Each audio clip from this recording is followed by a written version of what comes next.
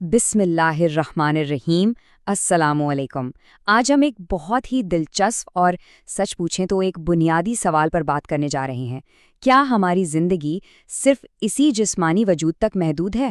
علامہ غلام احمد پرویز صاحب اپنی کتاب اسلام ایک چیلنج مذہب کو میں انسانی شخصیت کا ایک ایسا تصور پیش کرتے ہیں جو زندگی اور موت کے بارے میں ہماری سمجھ کو بالکل بدل کر رکھ سکتا ہے۔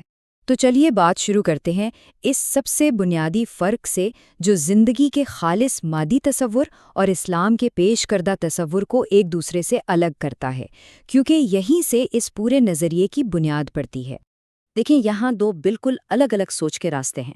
ایک طرف ہے مادی تصور، جو کہتا ہے کہ ہماری زندگی بس یہی ہے جو نظر آ رہی ہے، جسم ہے تو ہم ہیں اور موت کے ساتھ ہی سب کچھ ختم، فنا۔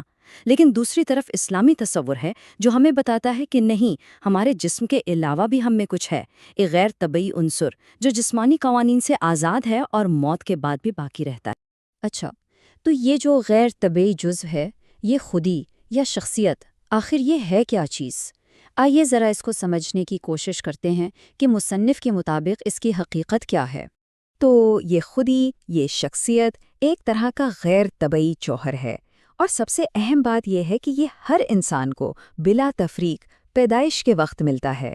لیکن یہ ایک مکمل چیز نہیں بلکہ ایک بیج کی طرح ہے، ایک غیر ترقی یافتہ حالت میں۔ اور اس کی سب سے خاص بات یہ ہمارے جسم کی طرح مادی قوانین کے تابع نہیں ہیں، اور یہی وجہ ہے کہ یہ جسم کے فنا ہونے کے بعد بھی اپنے ارتقائی سفر کو جاری رکھ سکتی ہے۔ یہیں سے ایک بہت اہم سوال پیدا ہوتا ہے، اگر یہ خودی ایک بیج کی طرح ہے تو پھر یہ پروان کیسے چڑھتی ہے؟ اس کی تعمیر کیسے ہوتی ہے؟ یہ عمل ہی دراصل اس پورے فلسفے کا مرکز ہے۔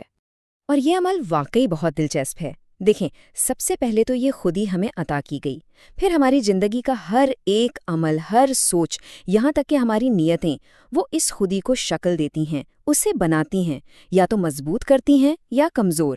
اس تعمیر کے لیے جو رہنمائی ہے، جو بلو پرنٹ ہے، وہ ہے مستقل اقدار جیسے سچائی، انصاف اور ہمدردی۔ اور اس پورے عمل کا مقصد کیا ہے؟ ایک ایسی شخصیت کی تکمیل جو مکمل ہو، متوازن ہو اور پختہ ہو۔ لیکن یہ سارا عمل ایسے ہی نہیں ہو رہا، اس کے پیچھے ایک قانون کام کر رہا ہے، ایک ایسا قانون جو اتنا ہی پکا اور اٹل ہے جتنا کہ فطرت کا کوئی قانون، جیسے کشش ثقل کا قانون۔ علامہ پرویز اسے قانون مکافات عمل کا نام دیتے ہیں۔ ذرا ان کے الفاظ پر غور کریں۔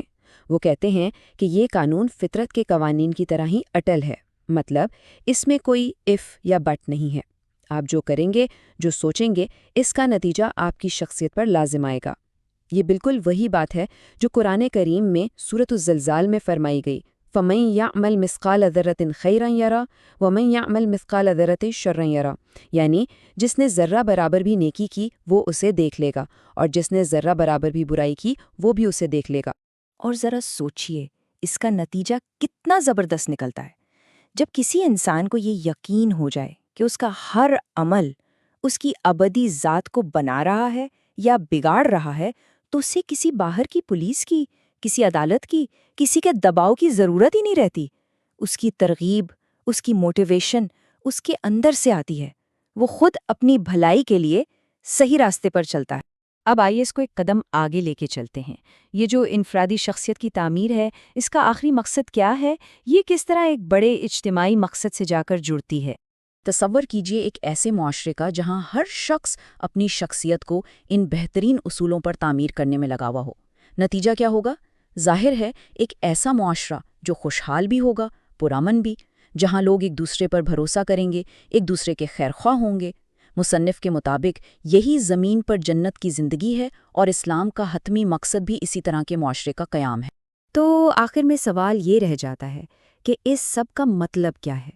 اس کا مطلب یہ ہے کہ ہماری سوچ، ہمارے اعمال، یہ صرف اس دنیا میں ختم نہیں ہو جاتے، یہ ابدیت میں گونجتے ہیں، ہماری ذاتی خودی کو بھی بناتے ہیں اور ہمارے اجتماعی مستقبل کو بھی۔ یعنی ہم سب ہر لمحہ اپنی تقدیر کے معمار ہیں۔ اس کے ساتھ ہی آج کی بات ختم ہوتی ہے، اور اگلے موضوع کے ساتھ پھر حاضر ہوں گے۔ اللہ حافظ۔